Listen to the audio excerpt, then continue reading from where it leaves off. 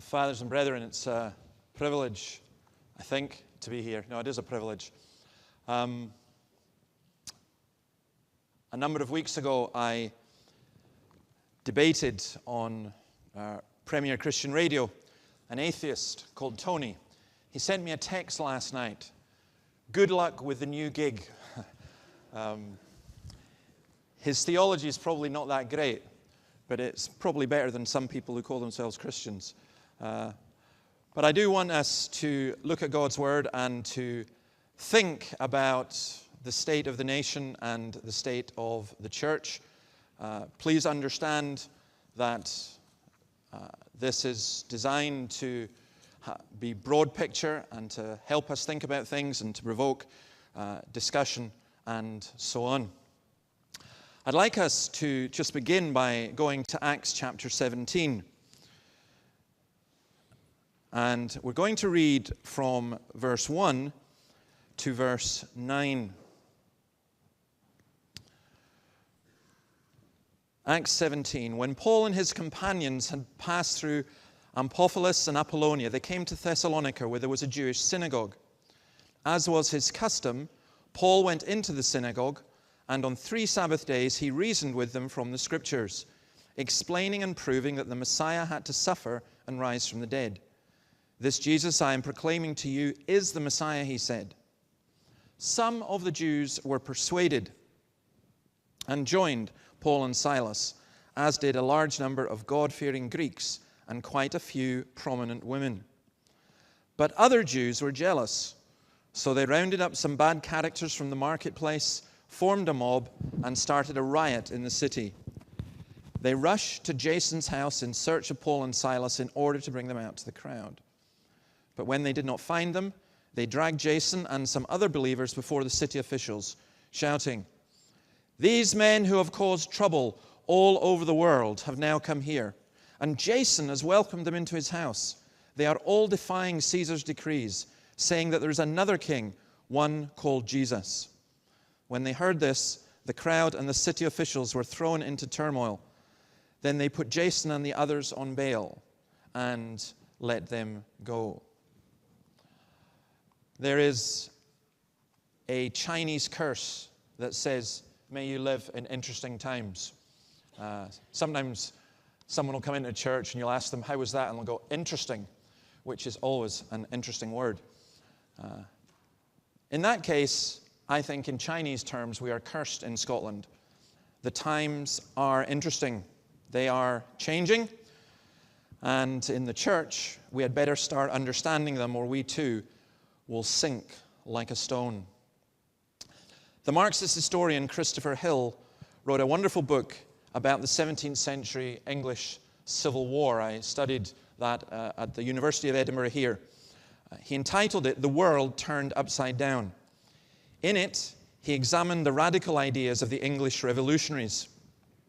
Those who are familiar with the King James Version of the Bible will know that he lifted the phrase from Acts 17 and verse 6, this verse here. When I was called, at least into what was then the Free Church College, I so liked that verse that everywhere I went preaching for my first few months in the college, because you went preaching quite a lot. I preached on that verse.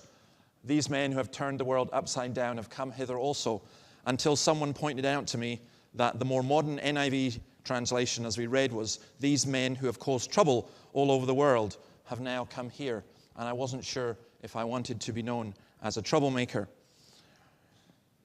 The question I ask for the General Assembly is, do we?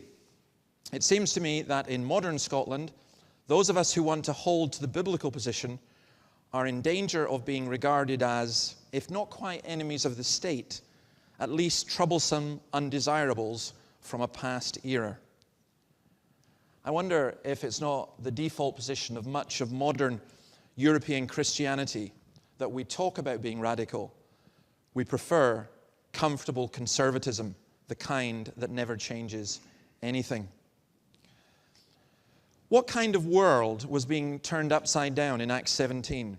It was a multicultural world, although the predominance was of a Greco-Roman culture.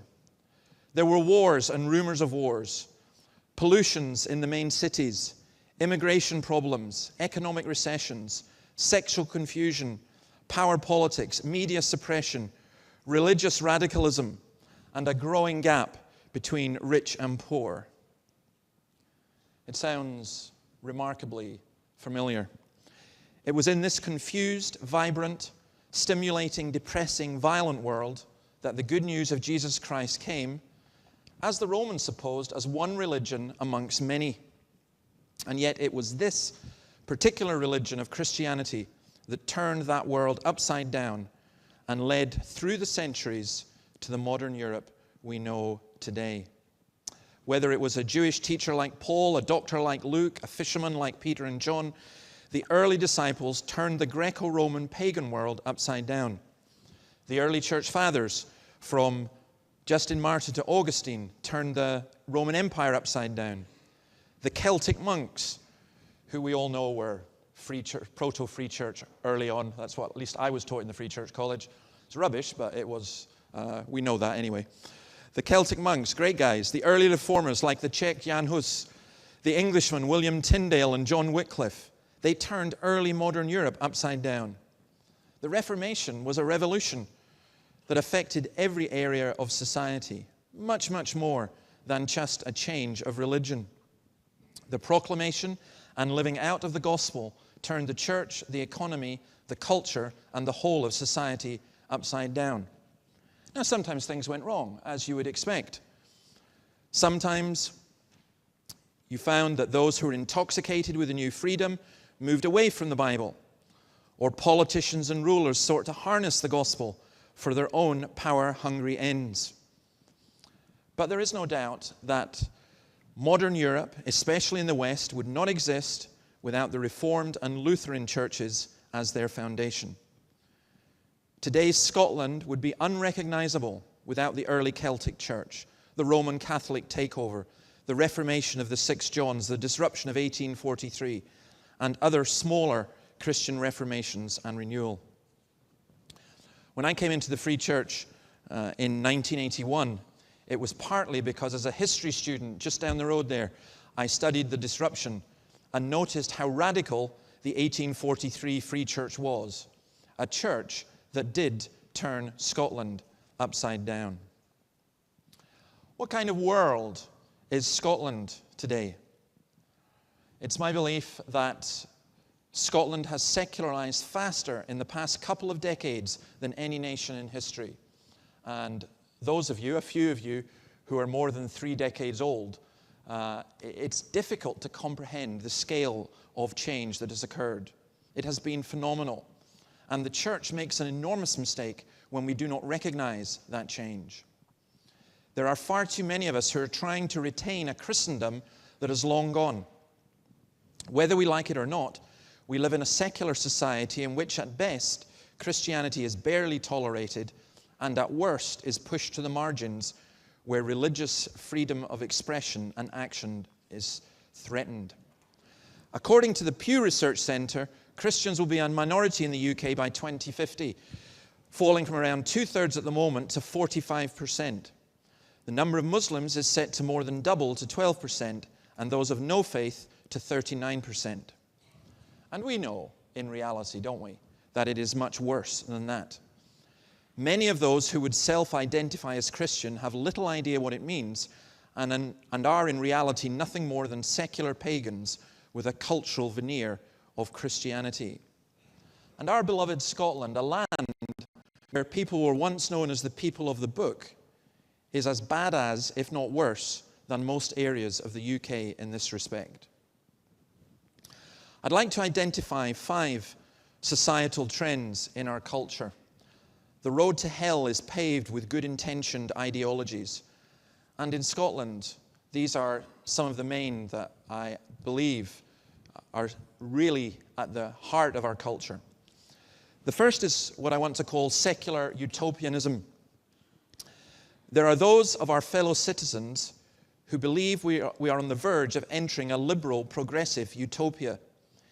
It's a form of secularism that is largely atheistic and based upon the incredible faith that human beings are essentially good and progressing towards a better world. Now, fathers and brethren, I want to stress to you how important it is that you understand that the vast majority of people, particularly the leadership in our cultures, they really do believe that human beings are fundamentally good and getting better.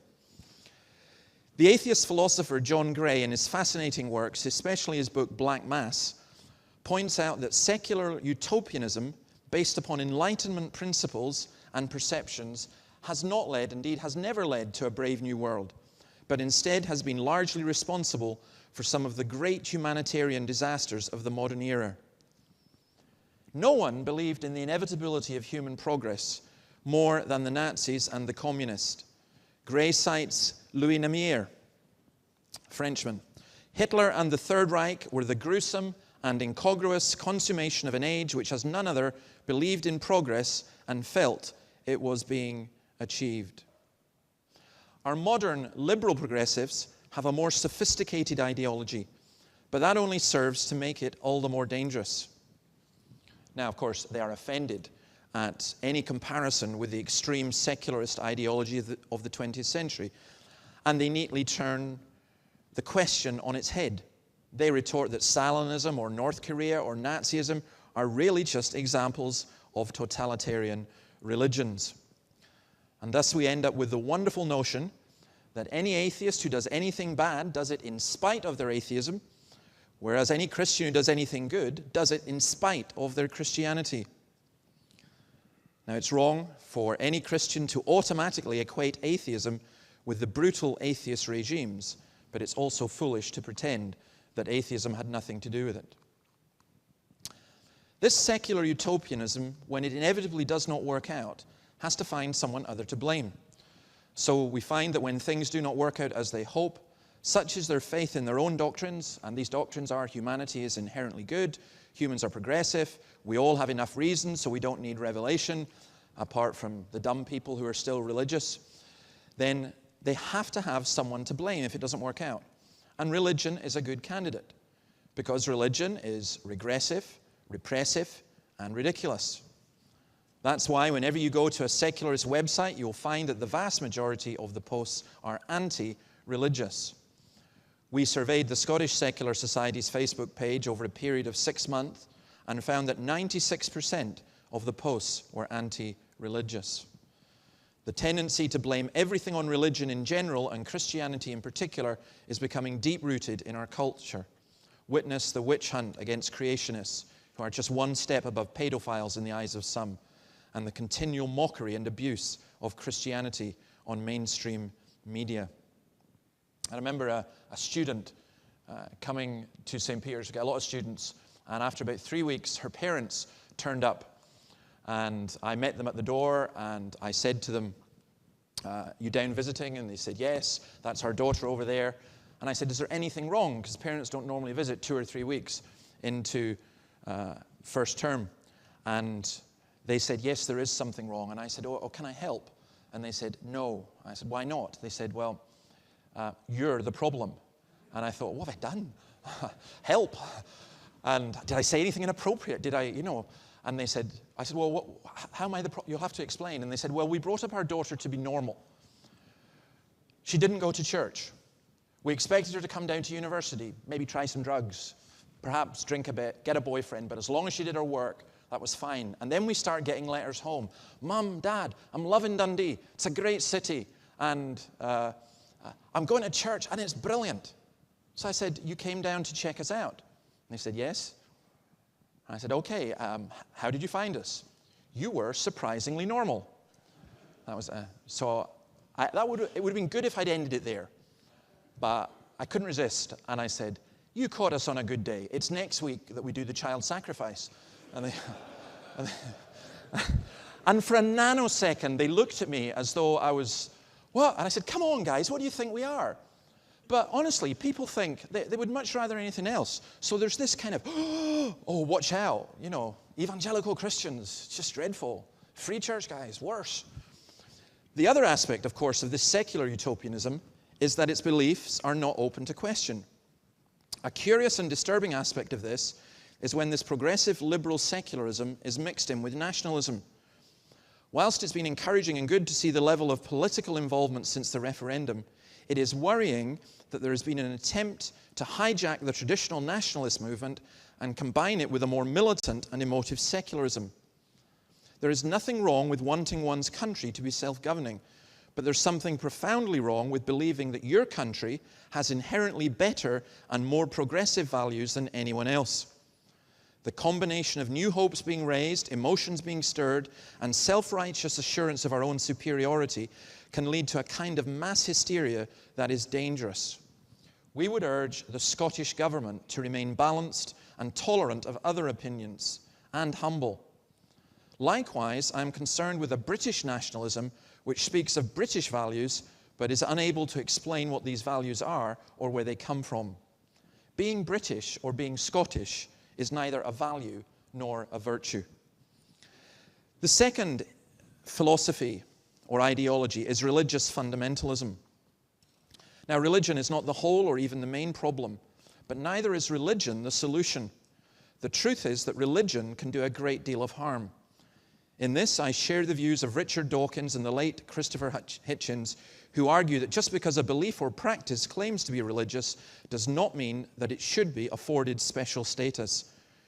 We should be concerned with what is true, not with what is religious. The trouble is that secularism has already decided that every religion is essentially the same, and all should be treated as privatized clubs, as though they were the equivalent of line dancing clubs or Trekkie societies. Believe what you want, do what you want, just don't do it in public, and don't let your beliefs affect your public life. That is why secular politicians cannot deal with Islam. As long as they continue to think that Islam is a variant of Anglicanism, they will never understand nor cope with Islam. Britain is due to become the country with the third largest Islamic population in Europe, overtaking both France and Germany by 2050, with 12% of the population being Muslim. 12%, what's the problem? That's nowhere near a majority. Besides which, some will say, is speaking in these terms not Islamophobic? Do I not fail to recognize that there are many different variants of Islam? As regards the latter, that's true. Not every Muslim, not even the majority of Muslims, can be seen as potential ISIS supporters, and it would be crass and stupid to speak as though they were. We actually have Muslim neighbors, and we're not looking out our window into their back garden, into their shed, thinking, I wonder if they're building a bomb. No, that's not what we encourage people to think. However, it is important that people understand the nature of Islam as a total system, which includes politics and religion. In the vast majority of Muslim theology, there is no secular religious divide. I was once asked to give a lecture at an Islamic institute. Rather stupidly, I chose the subject of the Islamic doctrine of tolerance. This was a liberal Muslim establishment, and I thought I was on safe ground when I suggested that everyone present would agree that those who changed their faith, particularly Muslims who became atheist Christian, or indeed vice versa, should not be punished by the state. I was dumbfounded when the vast majority of those present thought that leaving Islam should be punished by prison, fines, or in a couple of cases, even death. One Monday evening, I visited a local mosque in Dundee where I spoke on a panel with a Muslim, a Baha'i, and a pagan, which was kind of great. That's what they thought was representative of religion in Britain. The Muslim men were all on my side because the Baha'i and the pagan just tore them to shreds. So the Muslims were thinking I was kind of like a Muslim. And they said, if it wasn't for Jesus, you'd be a great Muslim. I said, if it wasn't for Jesus, you'd be a great Christian. What impressed me about this was on a Monday, not a Friday, 150 men were present. And it was clear that there was a societal and community cohesion that any secular and most Christian groups would envy. What towns or cities in our country would have 150 men meeting for prayer on a Monday? That's where the 12% figure is important. It's not the majority that matters. It's the influence that a coherent group can have. Currently, Britain only has 5 to 6% Muslim, and yet some 25% of the changeable seats in the recent general election were seen as dependent on the Islamic vote. That's why Ed Miliband gave an interview to the Muslim media promising to make Islamophobia a crime. But what is Islamophobia? Abusing someone because of his or her religion is wrong, but should it be a crime? If so, then virtually everyone in the BBC is going to jail. It's rare to listen to a Radio 4 comedy program without Christianity or Christians being ridiculed in some way or other. Islam, of course, is treated differently because it reacts differently.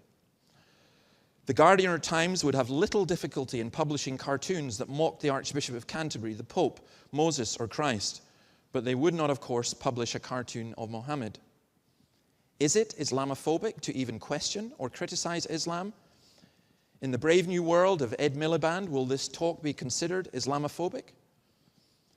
The danger, however, is not so much in making criticism of Islam a crime, it is in the economic power and censorship wielded by those who have money. Newspapers, local authorities, universities dependent on money from Islamic sources will find it remarkably easy not to publish or allow criticism of their cash cow. I have a great deal in common with many Muslims, and I'm happy to work with them on social and community issues. I despise the racism and anti-religious prejudice of those who want to exclude Muslims from this country or marginalize them within it. But I reserve the right to be critical and question the ideology, philosophy, and religion without being accused of hate crime. Just as I reserve the right of those who want to critique and criticize Christianity to do so. Now, as regards the church, in this respect, we have become pathetically weak. At a personal level, I enjoy debating and discussing with Muslims, many of whom tell me that the Christians they meet are largely weak and ineffectual and who know little about what they believe. I remember one Muslim neighbor coming up to me after a particular debate and giving me a hug and saying, "Dave, I like you. You are a fundamentalist like me." And I went, "Oh, okay. No. Let's not go there." Don't record that, by the way. No. It astounded me that when I wrote an article about Islam as being the elephant in the room in the British general election, it was Christians, not Muslims, who most objected and accused me of Islamophobia and not being nice like Jesus. At a time when Christians were being beheaded in Iraq and Egypt, bombed in Pakistan, and imprisoned in Saudi Arabia, there were those in the evangelical world who were more concerned that some Muslims might be upset if we asked hard questions about Islam. Third ideology, state fascism. Fascism in both its Italian and German forms was all about the power of the corporate state. State controls everything. As people who've been brought up in a society with liberal democratic values of freedom, of expression, diversity, and equality, and with the belief that we are the good guys, it is hard for us to appreciate that it could be any different. Whilst British society has in the past flirted with the notion of a theocratic state or an absolutist government, in general we've been a secular society that was founded upon Christian principles. Church and state were good neighbors and good friends. Neither had absolute power. The trouble is that with the removal of Christianity as the conscience of the nation, it is allowing the creeping absolutism of the state. The mantra, "something should be done," is like a drug for those who think that they can do something. Every time something goes wrong, a government inquiry is promised and new laws proposed so that this will never happen again. In this absolutist state, there is plenty of work for lawyers, bureaucrats, and bankers. We've moved from 10 commandments to 10,000 regulations per year, and the regulators that have to enforce them. Now, whilst any reasonable society needs laws, the danger is that in an increasingly powerful state will result in more abuse and corruption, without the checks and balances coming from out with the state and within the heart. If you remove God and replace him with the state, you will inevitably end up with some kind of fascist, corporate, all-powerful state, whatever political hue they may call themselves. Fourth ideology, consumerist, dumbed-down morality. Can I get a glass of water? Oh, it's there. Thank you.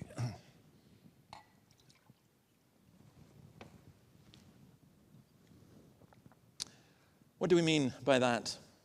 Totalitarian states can survive only if the control mechanisms are strong and the populace satisfied. In the 20th century, there were two books that prophesied the future. George Orwell's 1984, which envisaged a Stalinist totalitarian state where the population were controlled by force and censorship, and Aldous Huxley's Brave New World, which foresaw a population divided and controlled by predetermined social status, social education, and drugs. In my view, Huxley was the better prophet. People in Britain today are told they can be whatever they want to be. But for many, that's just Disney-esque waffle. Drugs, 15 minutes of fame on reality TV, sex, smartphones, and widescreen TVs are the only things offered. Maybe our elites don't tell us to eat cake. Maybe they don't offer us bread and circuses.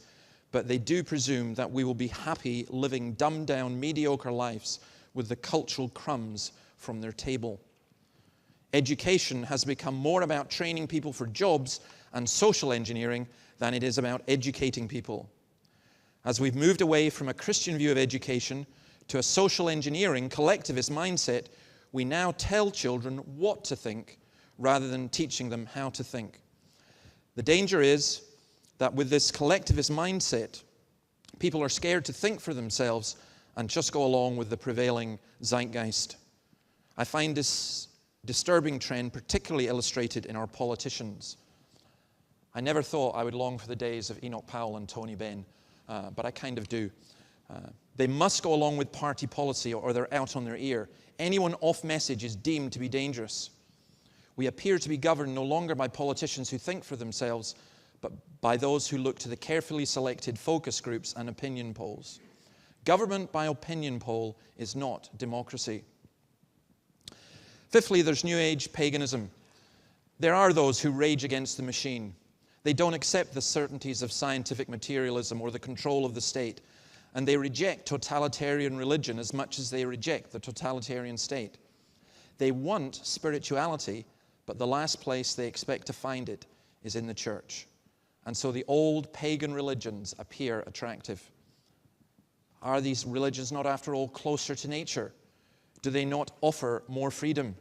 Do they not fit more with the green agenda and the sexual freedom philosophy? Be anything you want to be. But the truth is that Mother Nature without the Father is cruel, and paganism is an illusion that will only disappoint. Number 6, and this is as important as all of them, sexual confusion and dysfunctional families. The sexual liberation of the 1960s has turned out to be anything but liberating for the vast majority of people. The historian Dermot McCulloch was recently given his own series on the BBC entitled Sex and the Church. His theory was simplistic, but it's the standard narrative now taught by our elites. It goes like this. Before Christianity came along, we all lived in a kind of Greco-Roman pagan sexual bliss where we did whatever we wanted and lived free and unrestrained lives. Then along came Christianity and the church, which made sex a sin and brought about a 2,000-year repression. But now we are more enlightened and we're returning to the Greco-Roman pagan view. The only thing that's true about that is that we are returning to the Greco-Roman pagan view. But it's not progressive. In the Greco-Roman world, there was sexual exploitation, slavery, diseases, dysfunctional families, children born out of wedlock, child abuse, and dominance of the poor by the rich. Our Prime Minister David Cameron claimed that the redefinition of marriage was his proudest achievement. It is hard to think of a more apposite example of someone glorying in their shame. The British and Scottish governments will remain under considerable pressure to further liberalize in this area. I was astounded to receive a letter from the Prime Minister's office stating that he supported same-sex marriage because, quote, 2 people who loved one another should be allowed to express that love in marriage. By that logic, a man should be allowed to marry his brother. And why just 2 people? Why should equal marriage be denied to polygamists? Natalie Bennett, leader of the Green Party, caused a bit of a stir during the election when she said she'd be open to consultation on it. I chaired a hustings during the recent election in which the SNP candidate also stated that he would be open to consultation on it. And of course, Natalie Bennett and the SNP candidate were right. Given the criteria by which same-sex marriage was agreed by both the British and Scottish governments, there is no logical reason not to have polygamous or incestuous marriages. All of this, however, and it's important to realize this, is part of a wider sexual philosophy identified as queer theory, whereby attempts are being made to re-engineer humanity so that there is no specific gender or sexuality. By the way, just can I say this? When we are talking about these things, it's highly likely there'll be people within our congregations who experience same-sex attraction or are homosexual. And we need to remember that. And it's important that we are not seen as bashing one particular group of people. To me, this is not primarily about homosexuality. It's primarily about the way that people are moving away from God's definition of what humanity actually is. We are going to move from the position where our gender and sexuality are perceived as fixed. Those of you who are into Lady Gaga, Born This Way. Those of you who are not, the title says it all. To one in which we can freely choose to switch. Hence the current propaganda to normalize transgender. Peter Tatchell is a most interesting LGBTI. And by the way, you wonder what the I is? Don't worry, there's an A and a Q and a W, and we'll go through the whole alphabet by the time we work all this kind of stuff out. He's an interesting LGBTI activist who I've enjoyed meeting and debating with. Please pray for him. His mother was and is a committed evangelical, Australian Christian. And I've had some very, very good conversations with Peter. I think he is one of the most dangerous people, though, because of what he teaches. But he's consistent, and he really means it. In a fascinating article, Goodbye to Gay, Tatchell shows where his thinking is going. And I apologize for the length of this quote, but it is important, and hopefully it will help you understand. He says this: overcoming homophobia will result in more people having gay sex, but fewer people claiming gay identity. The medieval Catholic Church, despite all its obscurantism and intolerance, got one thing right. Homosexuality is not, it suggested, the special sin of a unique class of people, but a temptation to which any mortal may succumb. It now seems, this is still Tatchell quoting, it now seems fairly certain in the light of modern research that most people are born with a sexual desire that is to varying degrees capable of both heterosexual and homosexual attraction. Once homophobia declines, we are bound to witness the emergence of a homosexuality that is quite different from the homosexuality we know today.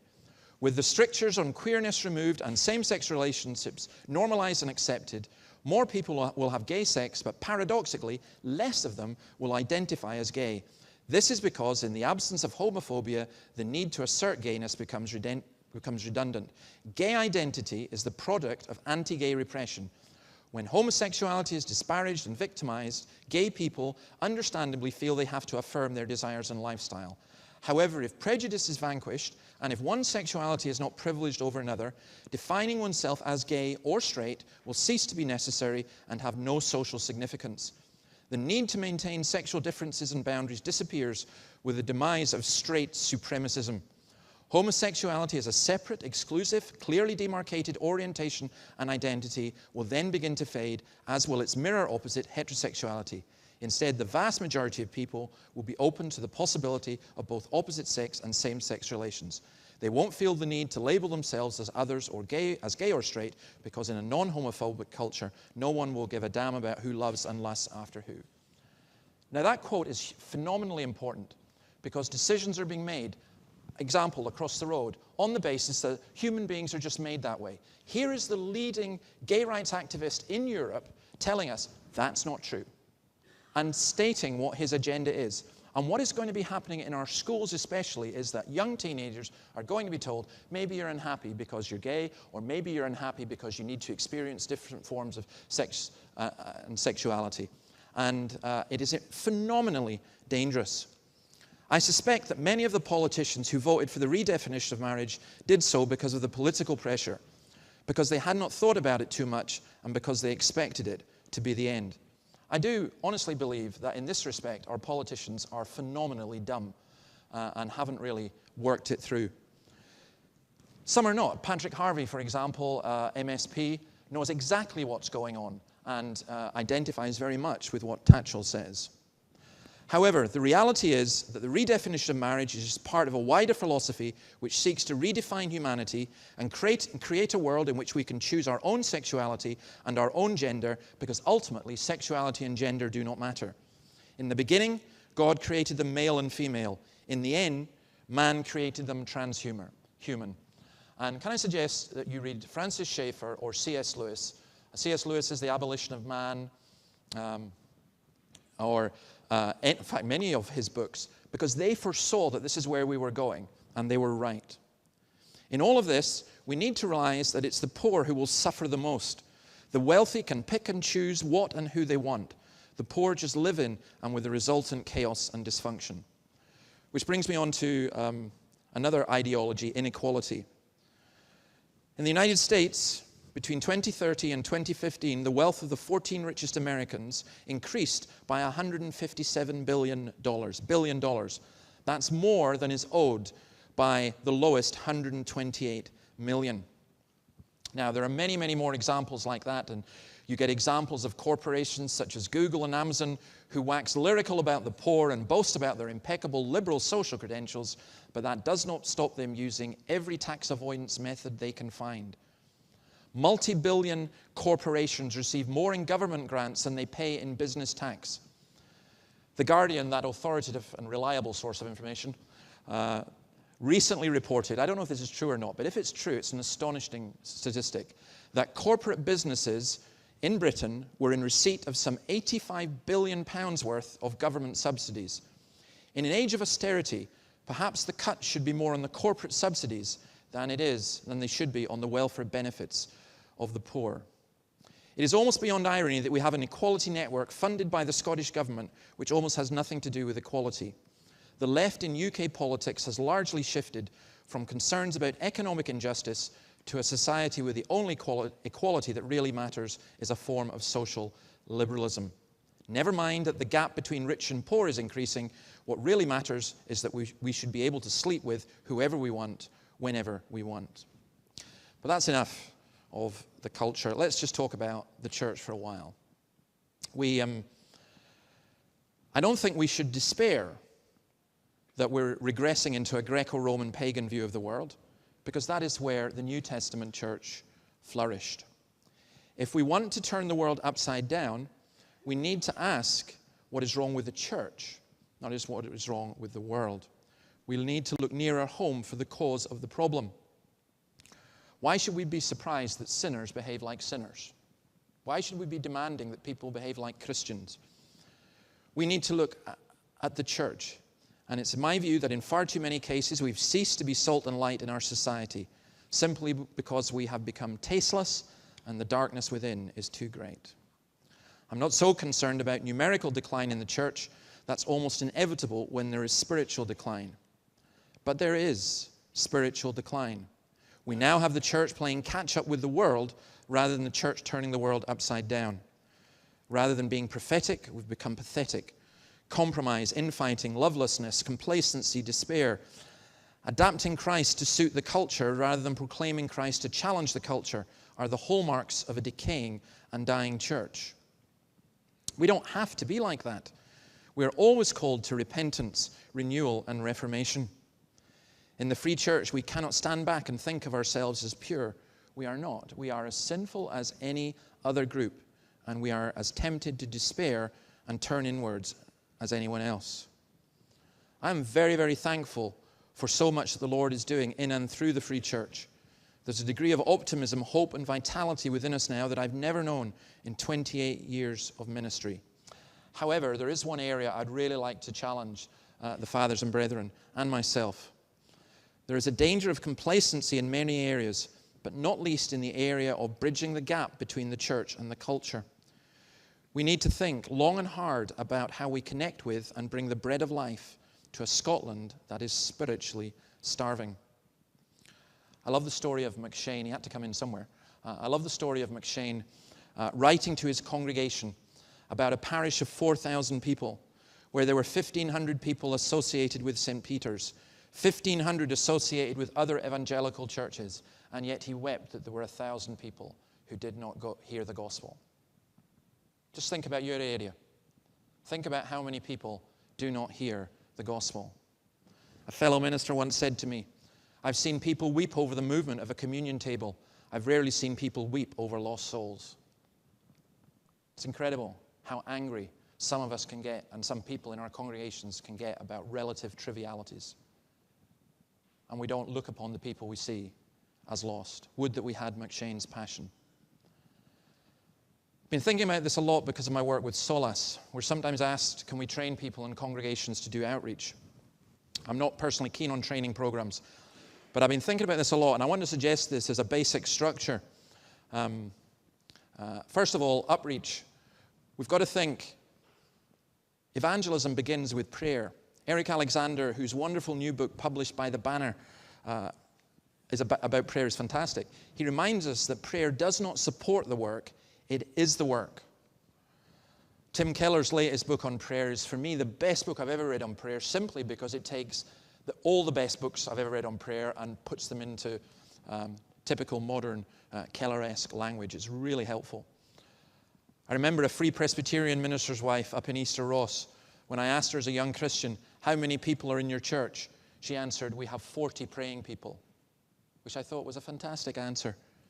How many praying people do you have? I don't just mean prayer meetings or a midweek service. I mean family worship, prayer triplets, house groups, elders' prayer. We need a great renewal of prayer within the Free Church. Can I ask that all of us make prayer a priority when we go home from this assembly, and that not just be a pious wish? So we reach up to God. We reach in two ways. Firstly, we have to face up to the problems we have within our own fellowships. There's something toxic and we pretend otherwise. Sometimes we don't know what it is, but we're aware that there's something that's not right. And that can be true at an individual level. McShane's famous prayer, Lord, make me holy as a pardoned sinner can be, needs to be matched with his other observation, my people's greatest need is my own holiness. Maybe people are not being drawn to Jesus Christ because they don't see Christ in us, and they don't see Christ in us because, to be honest, sometimes we're just hypocrites, aren't we? At least I feel like that. Lord, we pray, draw us closer to you that we may draw others. The bottom line for us is surely this, that we are all sinners, and when the Lord answers our prayer and visits us, he will expose and wound in order to heal and restore. We need a restoration of biblical church discipline. I think the other kind of inreach is to acknowledge that there are those in our chairs and pews, in our fellowships and homes, who are not yet believers. Whether the children or the elderly, the long-established or the newcomers, there is always an ongoing work to reach those who are already amongst us. Let us never be satisfied with people coming to church who do not come to Christ. Our sermons, services, and lives must be persuasive. Outreach. We are aware of the concept of peak oil, the point where the amount of oil in the world reaches its height and from there begins to decline. I'm beginning to wonder if we might have reached peak secularism in our society. A recent survey by Wynne Gallup found that those under 34 are more likely to be religious than other age groups. The recent social attitudes survey found that the number of Scots identifying themselves as having no religion was 54% in 2013, but had fallen 10% in 2014. I don't know if this indicates a trend yet, but it's my view that, having been in ministry for all these years, that people in Scotland are in some senses more open to the gospel today than they have been at any period during that time. The question is, are we prepared to reach out? How do we reach out? Imagine you're standing at the banks of a fast-flowing river and there are people who are floating downstream on their rafts, boats, and life jackets. You just stand on the shore and yell at them? Do you sit round in luxury chairs, sipping wine, chomping on steak, and commenting on how terrible the flood is? Oh my, this is getting worse. What you do is you reach out. And we need to desperately think about how to reach out to a people, most of whom don't want to be reached. We need to think of creative, biblical, contemporary ways to reach people. One example of this I'm suggesting could be the new Solus magazine, which I might mention later in the assembly. I'm astounded at the number of churches and Christians who, although in theory committed to the good news, seem to want to keep it to themselves. They are far more concerned about maintaining what we have got than they are about reaching out to those who desperately need it. And dare I say this, brethren, it's as big a danger in the Free Church as anywhere else. I can think of many examples, but one church leader, I'll give you one, stated that his congregation did not need an evangelist, but they wanted a minister who was going to take care of the flock. That sends a chill down my spine. That is a shameful and godless and unbiblical attitude. How dare we set these things up as opposites? We need every minister and every Christian to be evangelist, prophet, pastor. Of course, there are different gifts, and we should use them according to the faith the Lord gives us. But we deserve to die if we live in a bubble and watch people float by on their way to a lost eternity. Evangelism must be part of the DNA of our congregations. Or maybe, just maybe, what's crept in is that some of us no longer really believe that people are lost. How could we, when we behave the way that we do? We have to reach down. I don't mean this in a patronizing way, as though we're up on the top. But we are starving beggars who found a feast, and we want to share it with other starving beggars. It is essential that as churches we continue to reach the poor, whether it's through things like church planting through 20 schemes, Christians Against Poverty, Bethany Christian Trust, and so on. We need to be involved in the fight to protect the dying and the unborn. The Free Church, for example, needs to stand foursquare with the Society for the Protection of the Unborn Child. To my amazement, I've even heard Free Church people go, oh, that's a Catholic thing. Really? Well, I'd almost be tempted to join the Catholics just for that alone then. To say that protecting of the unborn child is a Catholic thing. Do you know that the Free Church was involved in the formation of the Society of the Protection of the Unborn Child? I think there's one area especially we need to think about far more seriously, and that is education. We should honor and pray for our teachers, encourage our pupils, and seek to educate the educators. As a church, we need to seriously think about running after-school clubs for all, but especially the poor. We need to educate church children in the Christian worldview and philosophy.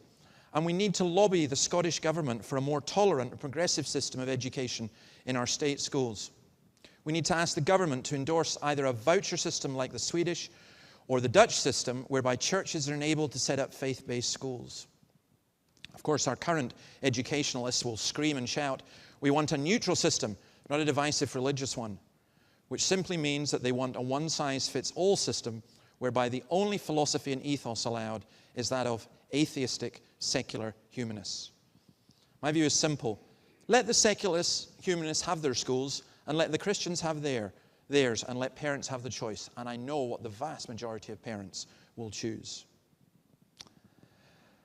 Well, I was going to leave it there, but I can't leave it there because of what has been going across the road at the Church of Scotland General Assembly. It is the elephant in the room, and I think it's an example of the church being turned upside down by the world, not the world being turned upside down by the church. So let me say some things about that. I'm conscious of the time as well. Firstly, let me congratulate Angus Morrison on becoming moderator of the Church of Scotland. It's good to see a fellow evangelical in the post. We give thanks to God for his recovery from his illness and wish him the Lord's blessing and courage in his role as moderator. We pray that God will give him the strength and the guts to stand against the tide of unbelief, faithlessness, and mockery, both out with and within the church, which threatens its very existence. Of course, there are those who say, and I've been told this several times, be nice, don't say anything. Sorry. What kind of church do you want us to be? That we mouse nice, pious platitudes in public and hope that in the end everything will turn out all right? It is precisely because we regard the Church of Scotland as a sister church, and precisely because we believe in Christian unity, that we must speak out. So firstly, I want to make a simple offer. I would love to be the last moderator of the Free Church. I would love for the Free Church no longer to exist. I would love for us to go back into the Church of Scotland. And I would make that offer. Because if we are genuinely Free Church following Thomas Chalmers, we don't care so much for the Free Church. We care for the good of the Christian church in the whole of Scotland and beyond. We want the Church of Scotland to prosper and grow. However, we also agree with Chalmers that we will not return to a vitiated establishment. Here's the deal. We will return, let me say this to the Church of Scotland, we will return to you if you return to the Bible. And if you return to your scriptural and confessional roots, then there would be no need for us to exist. On the other hand, if you continue as the Church of Scotland on your current trajectory, then we will do what we can to support those of our brothers and sisters who remain within it. But we cannot go along with a church which ignores the Word of God, compromises with the culture, and is intolerant to those who want to uphold biblical principles. Such a church deserves to die, and the sooner the better. We want to be united with Christians of whatever denomination as we seek to stand together for the cause of Christ, but we cannot do so at the expense of truth. Our aim is the world turned upside down, not the superficial and shallow outward unity of the denominations. There will be and must be no union and cooperation between the Church of Scotland and the Free Church as long as the former continues to ignore the teaching of the Word of God. But let me be realistic. What hope is there of the Church of Scotland returning to its roots? I was at the 2009, 2011, and 2013 assemblies.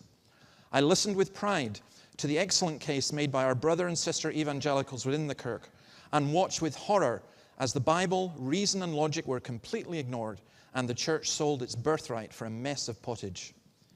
Each time, leading evangelicals assured us that they fought on and that people should wait until the final decision. But the evangelicals were played. The whole scenario from 2009 was not about discerning what the Scriptures say, but rather about keeping the traditionalists and evangelicals on board. With a divided and rudderless evangelicalism, it was easy enough to get most to stay by stringing out the process, making sure that they got the message that those who leave will be treated badly, and offer those who stay a seat at the table as long as they don't get to decide the menu, and as long as they play along with the "we are all gracious, nice people who differ on minors but agree on the majors." Well, now the decision has been made. What should the response be? It is not for me to tell other evangelicals what to do, but I want to agree with the retiring moderator of the Church of Scotland when he urged people to play for the team. And the question then just simply becomes, whose team? Who are you playing for? Is it the Church of Scotland, the Free Church, the Baptists? Or is the Church of Christ Christ's team, the church that he bought with his own blood? Is it a team with fellow players such as the Reverend Scott McKenna of Edinburgh Presbytery, who shamelessly and blasphemously posted a YouTube video of a sermon he preached in which he stated things such as, "I was asked if Jesus died for my sins, and I replied, no, no, no, no, that's ghastly theology. You don't want to go there." Is that your team? Or is your team one that includes Baptists such as Paul Rees of Charlotte Chapel, the Free Church, or those who have left the Church of Scotland, or others who share the same evangelical faith? Now, I know that there will be those who stay in the Church of Scotland for various reasons, and I personally would want to support and encourage them as much as possible. Except to say this: don't stay in order to fight believers who go out or in other churches. Stay in to fight unbelievers on your own. It was good to hear Dr. Andrew McGowan of Covenant Fellowship urging presbyteries to disobey the General Assembly. Let me assure Covenant Fellowship and others that we'll stand with you all the way in your covenant disobedience. However, if you claim to be evangelical and think that evangelical is an optional extra, that it's the denomination that matters, that there's no other game in town, then I'm afraid you're on your own. For many others, although I suspect that the game is now up and the situation is irredeemable, for the sake of the gospel, it's maybe time to go. Like Martin Luther King, I too have a dream. It's a dream where Bible-believing Christians work together as one. I'm not naive enough to think that that's likely or desirable for all Christians to join the Free Church. But let me plead for the following, and I'll not go into any detail on this because of the time. But first of all, can we just simply recognize and encourage and help all our fellow Christians in Scotland? Those who don't have our Reformed theology but are still believers. One of my favorite McShane quotes is, "I would rather have Pastor Martin Boos, preacher of the Church of Rome though he was, preach in my own pulpit than some frigid evangelical from my own church." Many things I find wrong with charismatic theology, but I've found many lovely charismatic brothers and sisters who we need to reach out to. But move in a bit. There are those who have a closer tie with us because we share the same biblical Reformed theology, the same doctrine of Scripture, the same biblical view of ministry, and the importance of the local church. They may not be Presbyterians, but can we not work with them in gospel partnerships? Can we not work with the FIEC and other groups who think in the same way?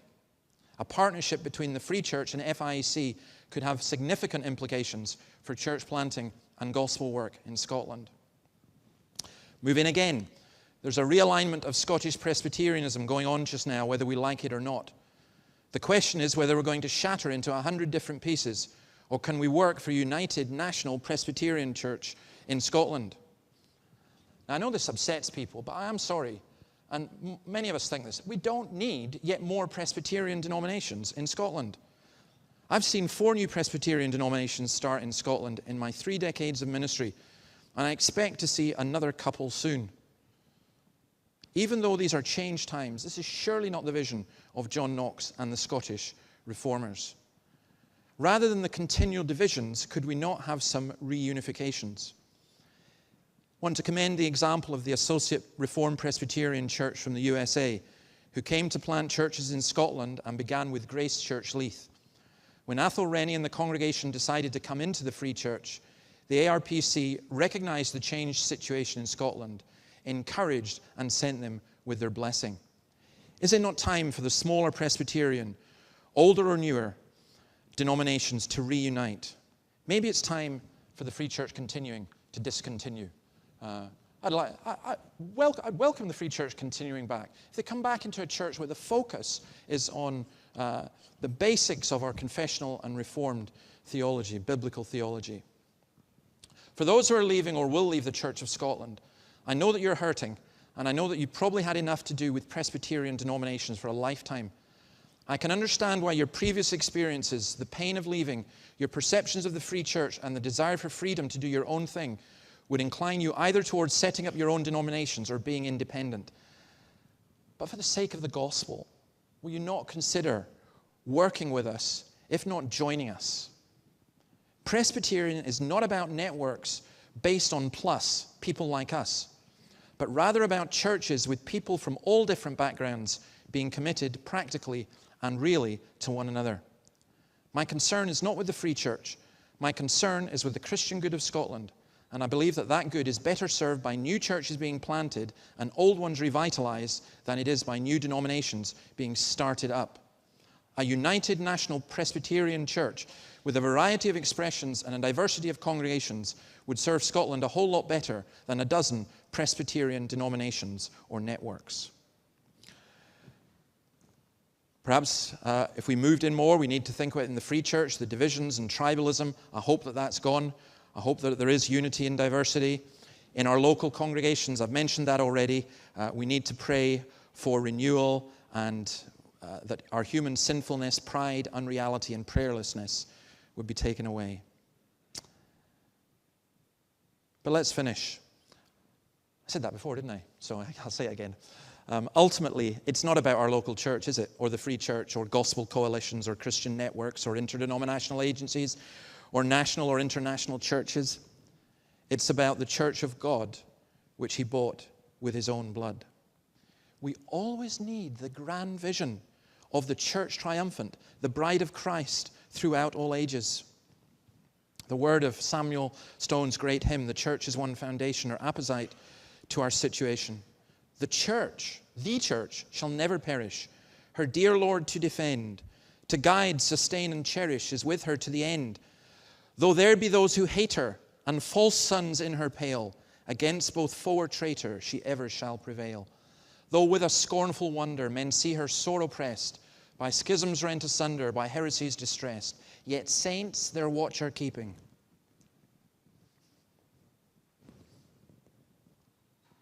Their cry goes up, how long? And soon the night of weeping shall be the morn of song. The man brought me, Ezekiel 43, the man brought me to the gate facing east, and I saw the glory of the God of Israel coming from the east. His voice was like the roar of rushing waters, and the land was radiant with his glory. We don't want the glory of the Free Church. We don't want the glory of Scotland. We don't want glory for ourselves. All these glories will fade away. What we want is the glory of the Lord to enter the church. So that unbelievers come in and they go, truly God is among you. We want the land of Scotland, indeed the whole world, to be radiant with his glory. And I'm an old-fashioned Presbyterian post-millennialist. I believe Habakkuk, for the earth will be filled with the knowledge of the glory of the Lord as the waters cover the sea. As you struggle away in your small congregation, as you weep over the state of our nation, remember this, the earth will be filled with the knowledge of the glory of the Lord as the waters cover the sea.